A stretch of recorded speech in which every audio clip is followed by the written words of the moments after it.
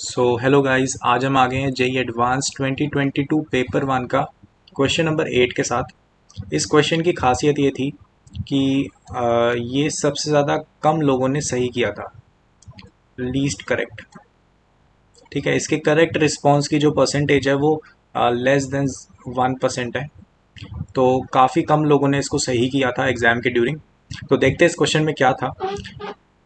Let capital A, capital B, capital C, A, B, C be the triangle with AB equal to 1, AC equal to 3, BAC equal to pi by 2। अब ऐसी form लिखी है BAC equal to pi by 2, इसका मतलब क्या हुआ कि जो ये बीच वाला एंगल है A, ये जो कैपिटल A वाला एंगल है वो क्या है, पाई बाई 2 है। ठीक है, तो कैपिटल A वाला जो वर्टेक्स होगा उसका एंगल क्या होगा, पाई बाई 2 होगा। If the circle of radius small r greater than 0 touches the sides AB and AC and also touches internally the circumcircle of the triangle ABC, then the value of small r is। तो ये काफ़ी basic सा सवाल हो गया। ऐसे आपको brain teaser भी मिलते होंगे, इंटरनेट वगैरह पे अवेलेबल होते हैं काफ़ी। तो देखो, हम सबसे पहले तो एक ट्राइंगल बना लेते हैं, राइट एंगल्ड। तो यहाँ पे हमारा ट्राइंगल हो गया।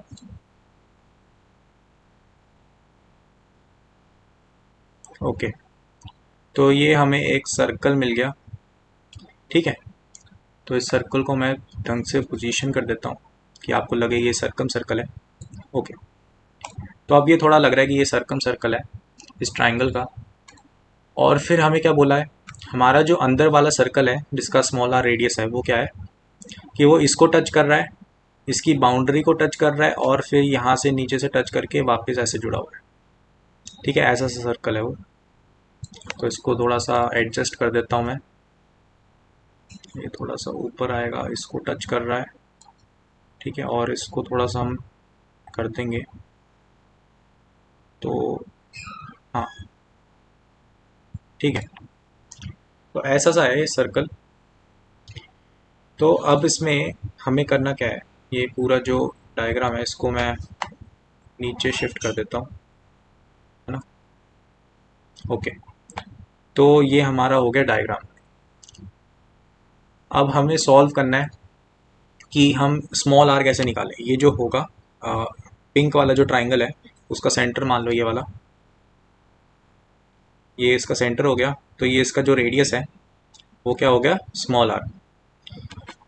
तो यहाँ पे ये आपका हो गया ए, और क्योंकि ए सी ये लेंथ थोड़ी बड़ी लग रही है तो इसको ए सी मान लेता हूँ मैं, इसको बी मान लेता हूँ, है ना, थोड़ा रियलिस्टिक हो जाएगा।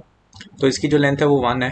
ठीक है, और अपने पास जो ए सी की लेंथ है वो क्या है, 3 है।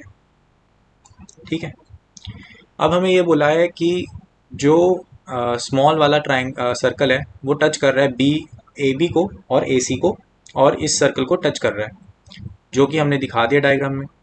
अब इस पे कंडीशंस क्या लगाएं, ये सोचना है मेन इस क्वेश्चन में।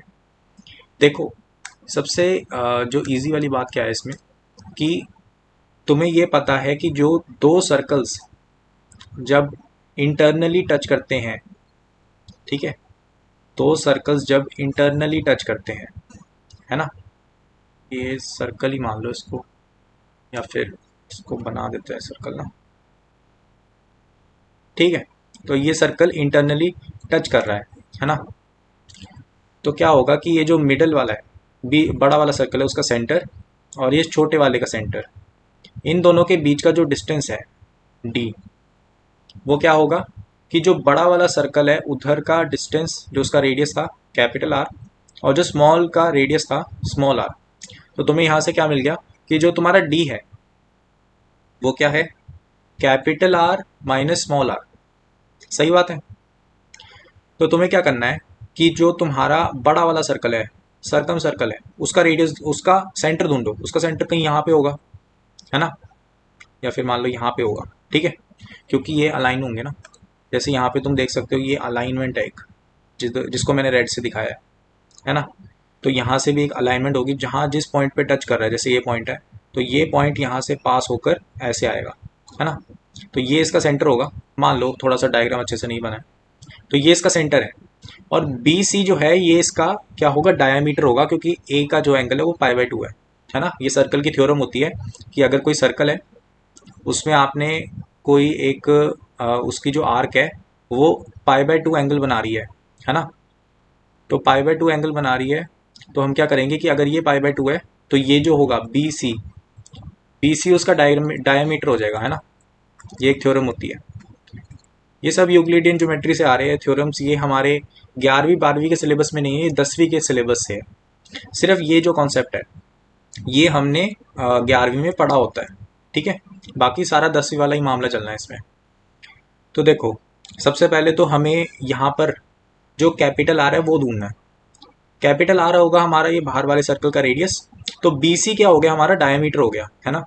बी सी की जो लेंथ है वो क्या आ जाएगी, बी सी की जो लेंथ है वो हमारी आ जाएगी स्क्वायर रूट ऑफ 3 का स्क्वायर प्लस 1 का स्क्वायर, क्योंकि वो हाइपोटेन्यूस है, तो स्क्वायर रूट ऑफ 10। फिर उसके बाद हमें पता है रेडियस कैपिटल आर क्या आ गया, BC/2, तो √10 डिवाइडेड बाई 2। तो ये हमारा कैपिटल आर आ गया।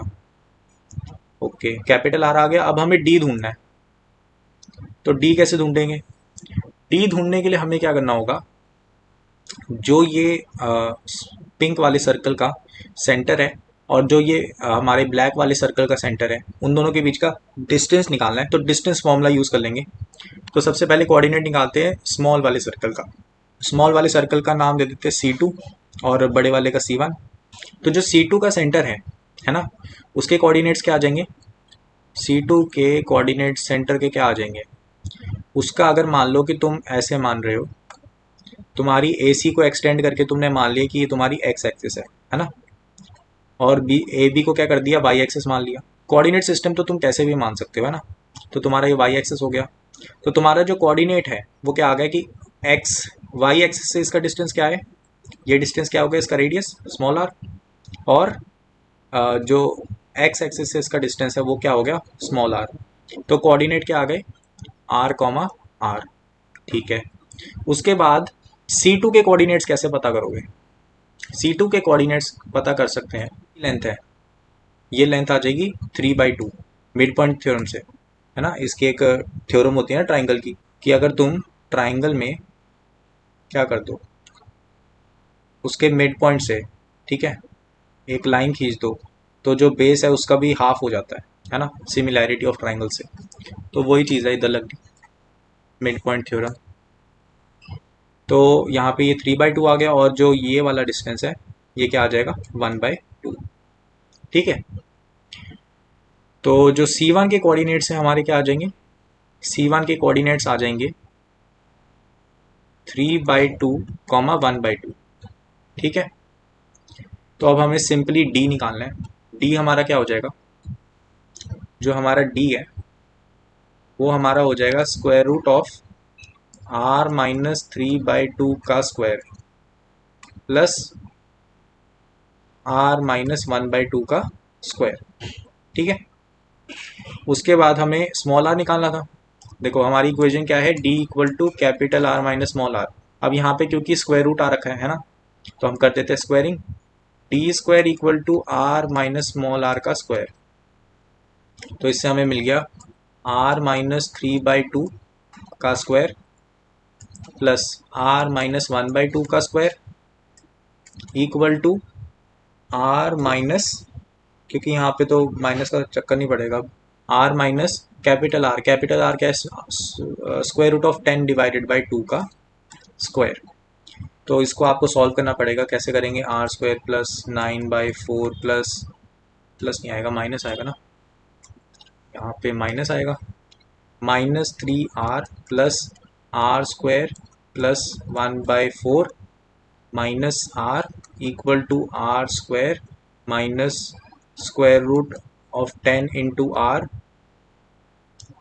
प्लस 10/4, ठीक है।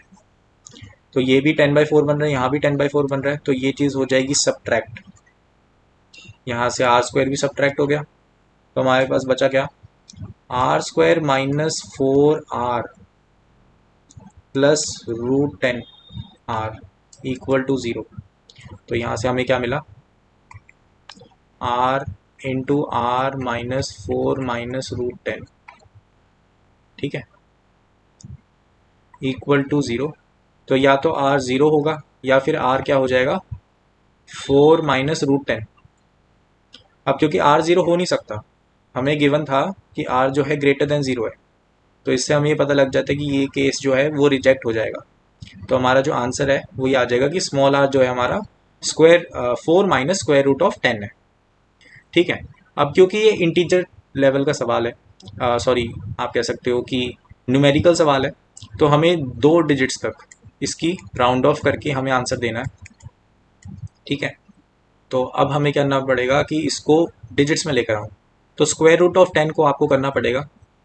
स्क्वायर रूट ऑफ 10 को शॉर्टकट कैसे कर सकते हैं, आपने इसको पढ़ा होगा डिफरेंशिएशन में।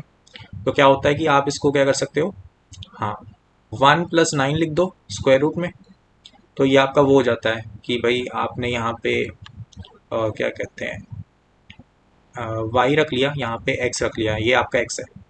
तो आपको जो आंसर आ जाता है वो क्या आ जाता है, हाँ तो आपको आंसर में क्या आ जाता है कि स्क्वायर रूट ऑफ x कर दो plus 1 divided by 2 times square root of x कर दो, है ना। तो आपका जो आंसर है वो क्या हो जाएगा, square root of 9 plus 1 by 2 times square root of 9, जो कि आ जाएगा 3 प्लस 1 बाई 6, जो कि आ जाएगा 3.16। ठीक है। तो आप जब 4 माइनस 3.16 करोगे तो आपका आंसर क्या आ जाएगा 0.84। ठीक है। तो ये आपका करेक्ट आंसर है। जेई एडवांस वालों ने ऐसा करा कि क्योंकि इसका एग्जैक्ट आंसर जो है वो 0.8377 ऐसे कुछ निकल रहा है एग्जैक्ट, तो 0.83 भी सही माना है। ठीक है। और 0.84 इसको राउंड ऑफ करके वो भी सही माना है, तो दोनों आंसर्स ही सही हैं, लेकिन आपको ऑब्वियसली राउंड ऑफ वाले को प्रेफर करना पड़ेगा। यहाँ पे ये जो मेथड है ये 2 डिजिट्स तक काम करता है। ठीक है।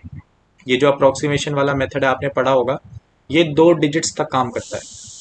सो इसी चीज़ को हमने इसमें इस्तेमाल कर लिया, तो हमारा आंसर आ गया इससे